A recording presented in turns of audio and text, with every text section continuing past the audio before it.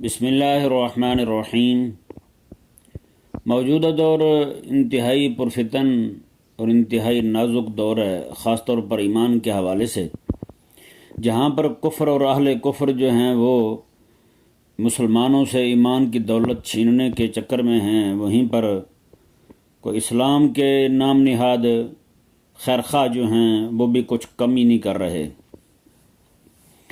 ہند دہلی سے حضرت العلامہ مولانا غلام مصطفیٰ نعیمی حافظہ اللہ آپ کی ایک تحریر نظر سے گزری۔ آپ فرماتے ہیں کہ ایک پیر صاحب بیان کر رہے تھے، وہ کہنے لگے کہ اسلام کے 5 ارکان نہیں 6 ارکان ہیں۔ انہوں نے کہا مدرسے والوں سے پوچھیں تو وہ 5 بتائیں گے، اور ہم سے پوچھیں خانقاہ والوں سے تو ہم 6 بتاتے ہیں۔ مدرسے والوں سے پوچھیں تو وہ کہتے ہیں کہ پہلا رکن اسلام کا توحید ہے، تو ہم سے پوچھیں تو ہم کہتے ہیں توحید سے بھی پہلا رکن جو ہے وہ ادب ہے۔ یہاں یہ بات ذہن میں رہے کہ یہ ادب جو ہے نا، یہ ان پیروں نے اپنا ادب بتایا ہے، خدا رسول کا نہیں۔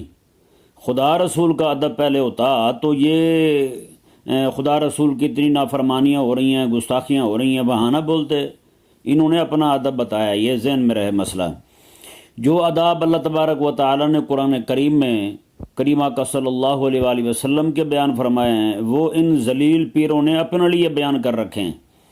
انہوں نے اپنے لیے بیان کر رکھے ہیں، حالانکہ اللہ تبارک و تعالی نے ارشاد فرمایا جو بندہ دعوت توحید اور رسالت سے اور ایمان باللہ اور ایمان بالآخرہ سے انکار کر دے، وہ بندہ مرتد ہوتا ہے۔ ہم نے کئی ایسے پیر کے جاہل مریدوں سے، بلکہ پڑھے لکھے ان کے جو مولوی قسم کے مرید ہیں، ان سے ہم نے سنا ہے کہ کئی علماء نے ان کے پیر کی بیعت توڑ دی تو انہوں نے کہا جی وہ مرتد ہو گیا ہے۔ میں نے کہا پھر تو مطلب یہ ہے کہ آپ اپنے پیر کو نبی مانتے ہیں، نعوذ باللہ من ذالک، کہ آپ کے پیر کی بیعت چھوڑی ہے، اس نے تو مرتد ہو گیا۔ جب بیعت خود مستحب ہے تو مستحب کا ترک کرنے والا بندہ وہ مرتد کیسے ہو گیا ہے؟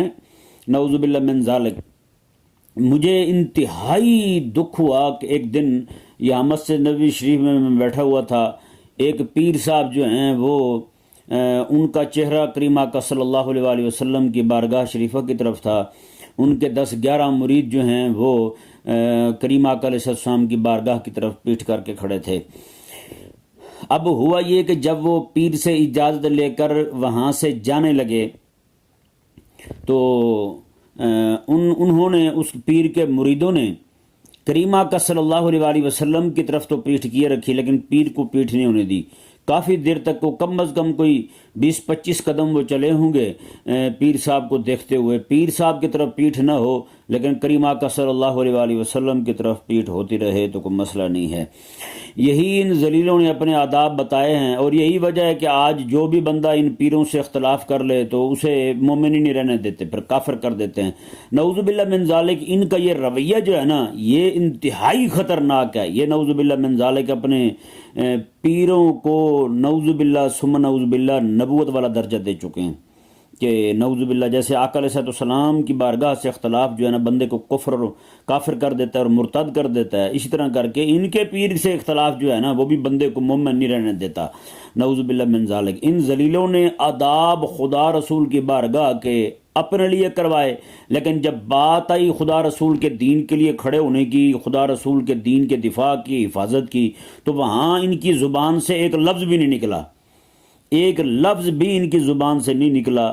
تو اللہ تبارک و تعالی جو ہے وہ سمجھنے کی توفیق عطا فرمائے۔ جو لوگ یہ کہتے پھرتے ہیں کہ اسلام کے 6 ارکان ہیں، اس سے پہلے جو ہے وہ توحید سے بھی پہلے ادب ہے، توحید سے بھی پہلے ادب ہے۔ اب ذرا اندازہ لگائیں کہ وہ کیا کہنے جا رہے ہیں۔ یہ 5 ارکان تو خدا رسول نے بیان کیے ہیں، کریمہ علیہ السلام کی حدیث پاک ہے، بڑی معروف حدیث پاک ہے، صحاح میں موجود ہے یہ حدیث پاک۔